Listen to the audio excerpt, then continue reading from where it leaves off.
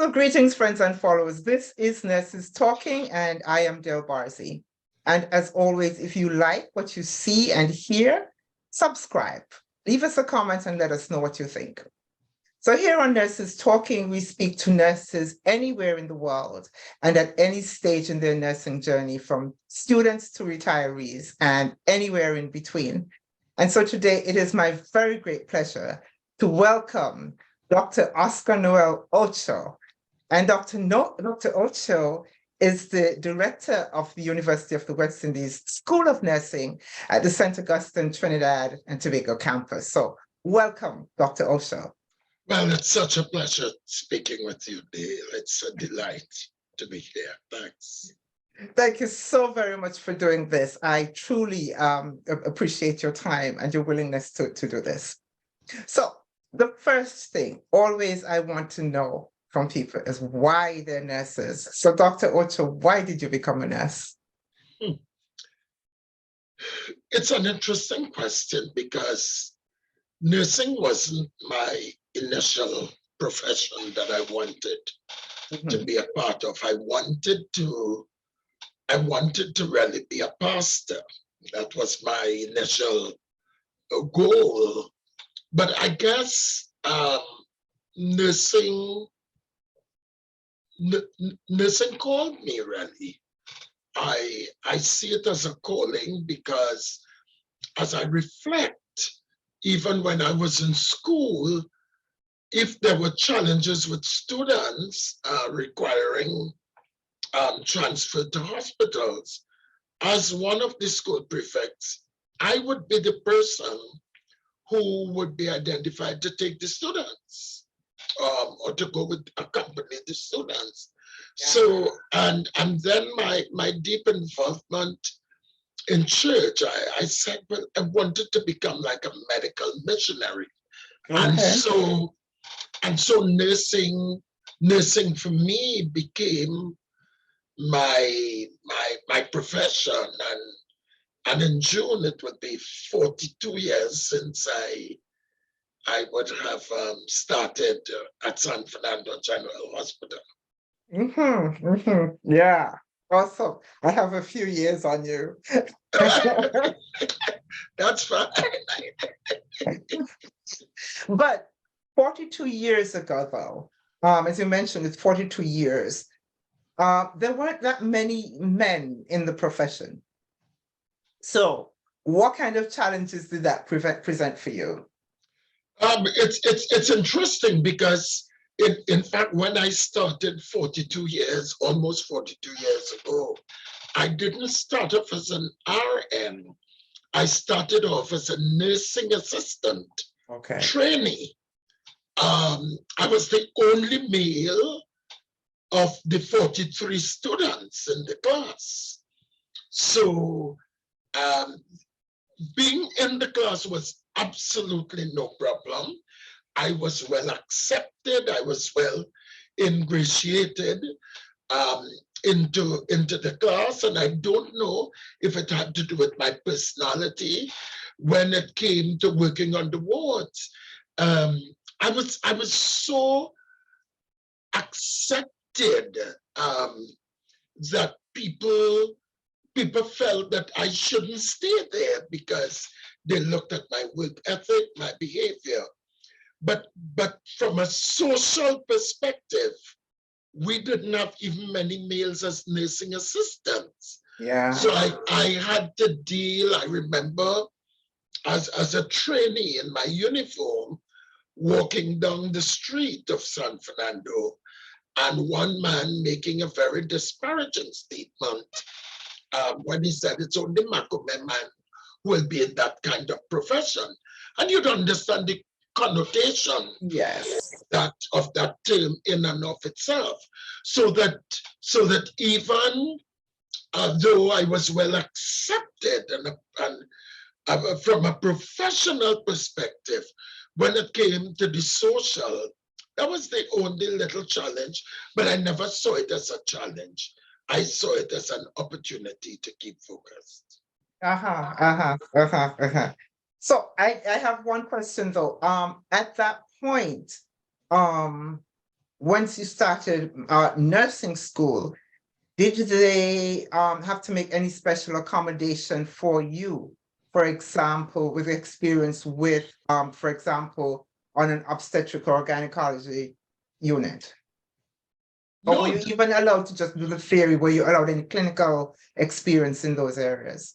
oh yes, definitely. We were allowed the clinical experience because it was just a few weeks clinical experiences that were required. However, in the late 1980s, when there was an exodus of males from the profession to, of course, the metropolis, UK, USA, and so on, because some of them were having challenges with their transcripts, the then matron of the hospital developed a short course for all male nurses, where we spent at least 3 months doing like a full concerted and concentrated maternity nursing experience. I wouldn't say midwifery, because it was just a short course. And but that was also an extremely enriching experience. But we did not go on the gynae wards as males. Yeah. I see. 42 years ago, what was required for you to enter nursing school? All right, so I entered nursing school in January 1984.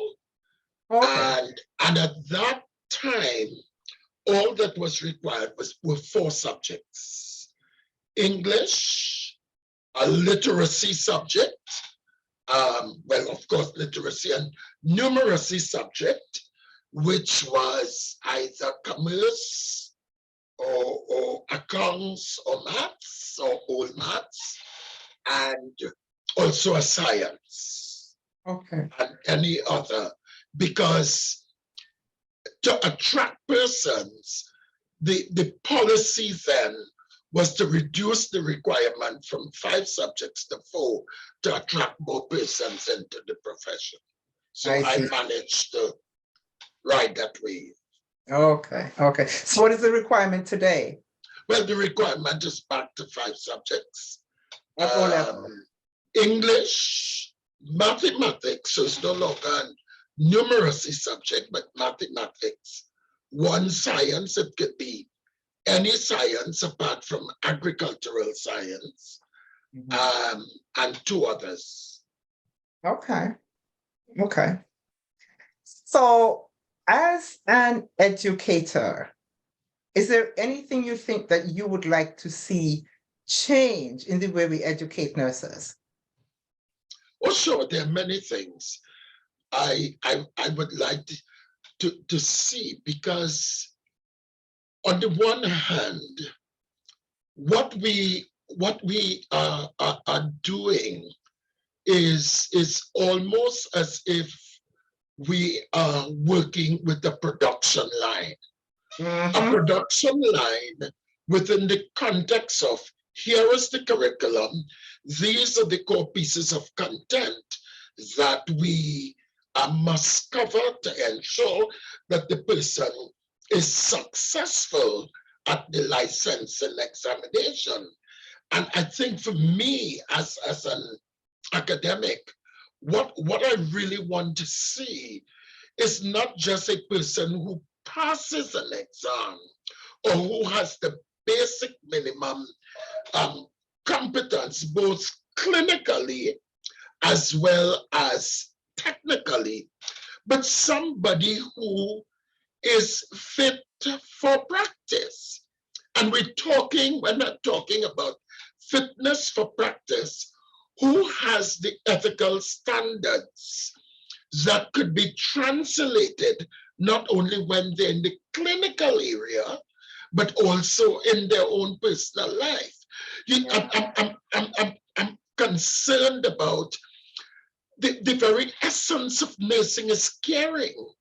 And we may have persons who are technologically proficient, but when it comes to that interaction, that interface, that empathy that is required. The core tenets of Yeah. nursing is that's what I'm looking for, but I'm also looking for somebody who is understanding that we are not operating by rote.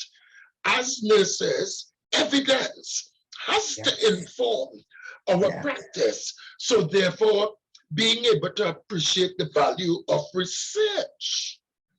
And no matter what level you are at, research, just looking at data, just understanding trends, just being in the clinical environment and making certain observations should be able to at least spark some kind of thought. This is something that is worth examining in detail.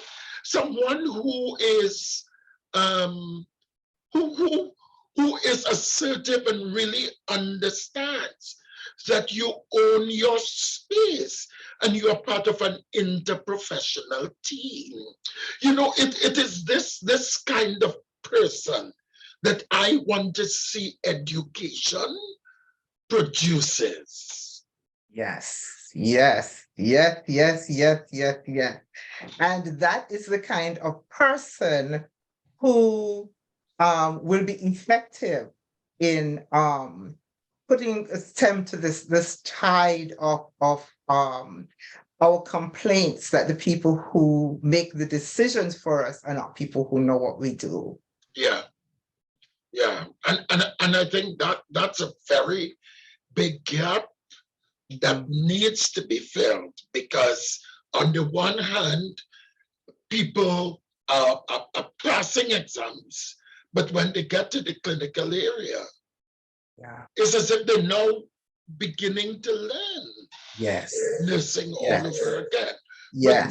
which causes a whole range of questions to emerge. What are they doing over there?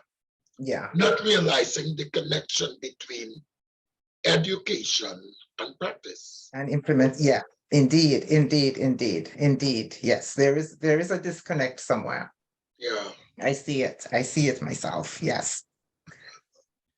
Dr. Ocho, what would you say at this point is your greatest achievement so far?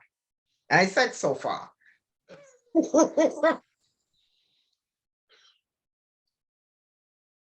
That's a very interesting question. At the very granular level, is to see a student who sits in my class, who starts off not understanding a thing about the content of the course. Yeah. And when they would have come to the end of the semester, they say, "Sir, thank you for making this class so easy to understand." That to me, is critical, very, very critical. Yeah. On the other hand, from a professional perspective,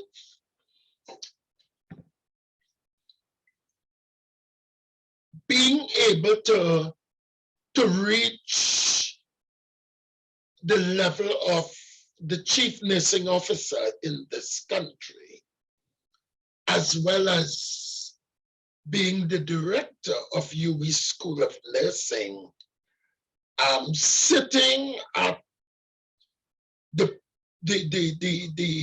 senior level within the faculty, helping to shape interprofessional practice. When I look at it from those two perspectives, I see those as my greatest achievements under God. Yeah. And what a legacy that would be. And what a legacy that would be. Yeah. Yeah. And so Well, I think the other question I was going to ask is, but I think you pretty much expressed it just now. I was going to ask you, what is your vision really?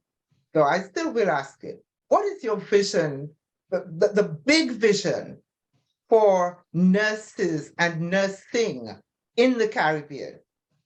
Where would you like to see us sit? I say us because I don't live in the Caribbean, but in my heart I'm in the Caribbean. So where would you like to see us sit?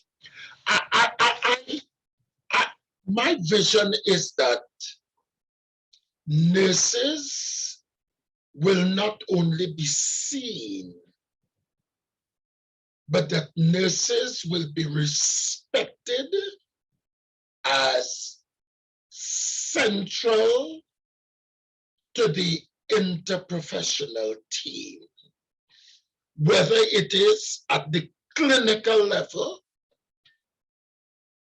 whether it is at the management level, whether it's mid-level management or senior management. In fact, I long for the day when I could listen to my colleagues in the Caribbean speak to how they have been able to influence change. Yes. Not just in nursing, but within health systems. And I reflect on my own role as the acting chief nursing officer in the Ministry of Health. And I remember having come from a meeting at the regional nursing body. And when I reported to my permanent secretary, I was so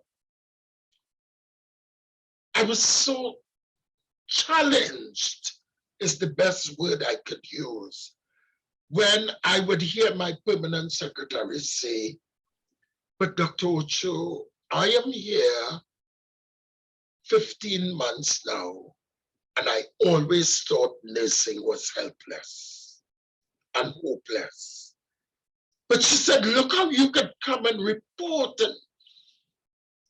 and make sense. And while it may have been a compliment to me as a person, I interpreted that to mean an indictment on the profession.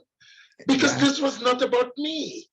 Because one of the things we have to recognize as leaders is that at some point we'll have to leave office. And somebody has to prepare the space. And I'm not just talking about the physical space, but the professional space. And that social accountability space for us.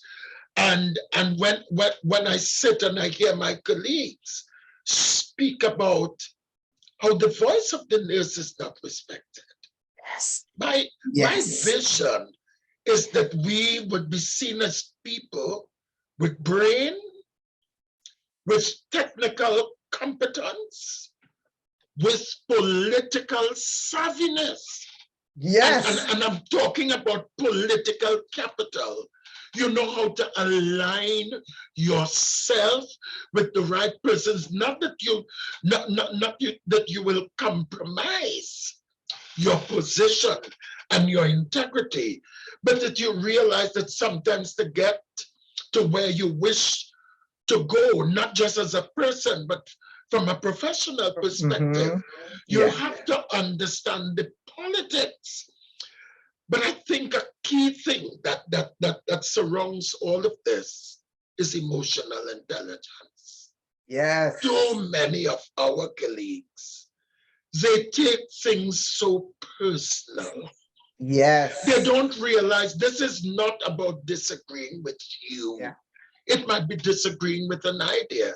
Maybe you need to re-articulate it. Maybe you need to ask somebody to put this suggestion forward on your behalf. But if you are hypersensitive and not emotionally intelligent, you could lose momentum. And you will not be able to spot an opportunity and maximize it. Yes. That was so very well put, and aligns so closely with what I think and what I see, and what I hope for nurses, in fact, because I really I the skills and the knowledge and the education, the experience that we acquire as we move along in our career, we don't seem to realize that these things can be translated into any sphere. But as you said, sometimes we're held back and we portray ourselves in a negative light because of inadequate or lack of emotional intelligence or a highly developed sense of emotional intelligence. Yes. Yeah. Yeah. It's a real problem. And I guess because we operate in a society where things are taken so personally, and we always feel somebody want to do me in, or somebody wishing me bad. And it's you are a professional. If you have to own your space. You don't have to apologize for being there. You have earned your right. You've earned Because it. you didn't do a 3-month course. You did a significant amount of work academically. Yes. And you have proven you met the criteria for licensure. Yeah. So there's no apology to be made. Exactly. There's no apology to be made. So what advice, knowing all of this and having been as the educator, as the director of the School of Nursing, you've done your clinical, you've been your administration, education. What advice would you give to someone who wants to be a nurse? What would you tell them? I would say to this individual, first and foremost, while this is a profession, you must recognize that it's not about the money. You will never be paid what you are worth. That's right. Because, and I also want people to understand, I will say to them, it's not about how you dress or how you look. Because nursing is practice. And as a result, you would find yourself being engaged in things that under normal circumstances, you will not be engaged in. Yeah. I would also want them to know that nursing allows you global opportunities. Yes. Yes. Because we sometimes think our world is where we live and where we grow. And therefore, this can provide you with a passport to parts of the diaspora that you may have never thought of. Yeah. You may have never dreamed of.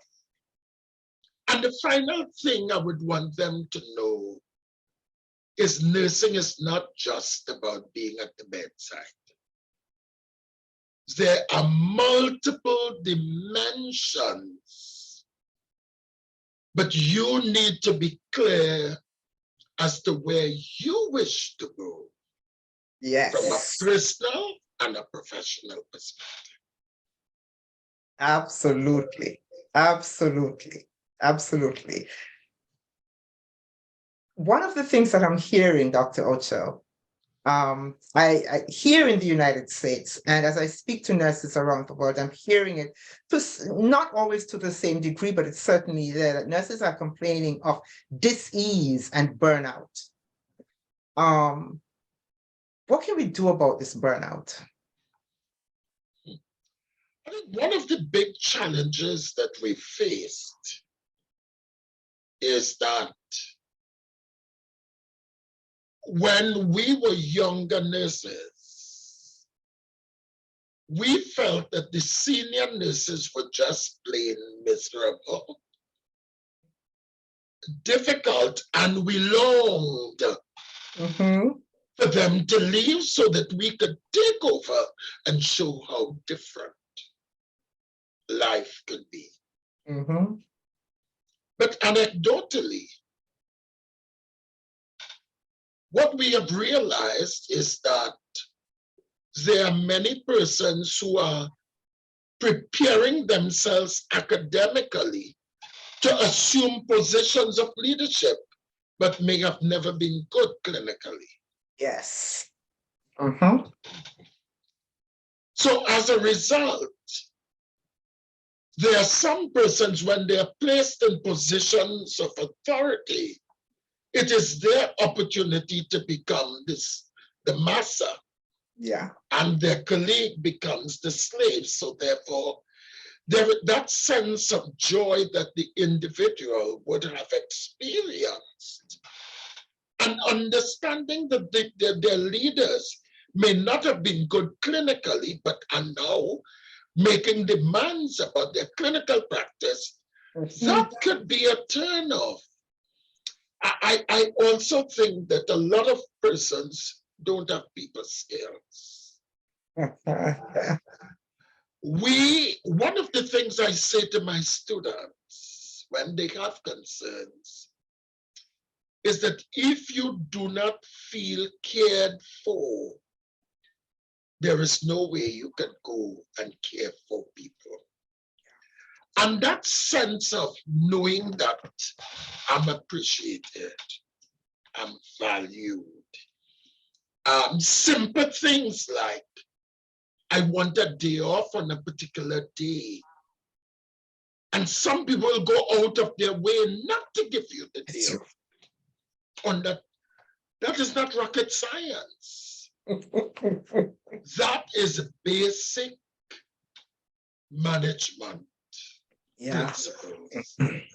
So that burnout could manifest itself in many different ways, and there are many precursors to that. So if we really step back and really try to be a little more introspective in how we do things, it just might make a difference with this burnout.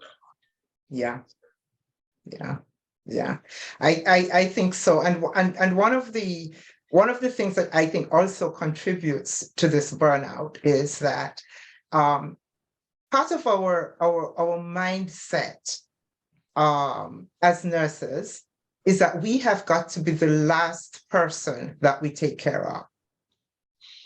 We take care of everyone else first. And so one of the things that I try to push as I speak with nurses is self-care. I know that the phrase is a little overused, but at the same time, you really need to, you mentioned, if you do not feel cared for, you cannot care for. And the first person to care for you as an adult is you. I mean, you are so right, and I'm glad that you raised that, because there's a paper that we were able to publish in collaboration with some colleagues, lessons learned from COVID-19. And we looked at leadership lessons, and we looked at 5 leadership lessons. And the 5th lesson that we spoke to was personal self-care. Sometimes we are so absorbed in caring that we don't even take the time to eat because we are so busy. Yeah. We don't even know how to rest because we are so absorbed. And if I'm not there, what will happen to the patient? The reality is, even if you are there, things could happen. Yeah.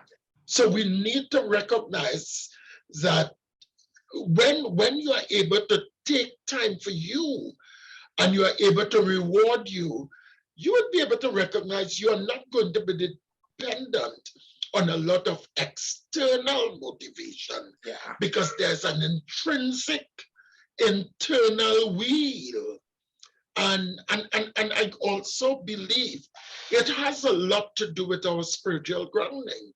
Because when we realize that at the end of the day, we report to our seniors, but we are accountable to God as supreme, and I'm unapologetic for that Mhm. kind of a posture.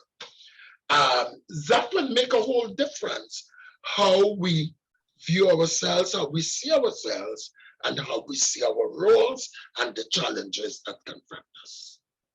Yes, indeed. Yes, indeed. And I'm a big proponent of it. It took me, I will admit that it took me a while to get there myself, because I think I was not noticing that that is what I was doing.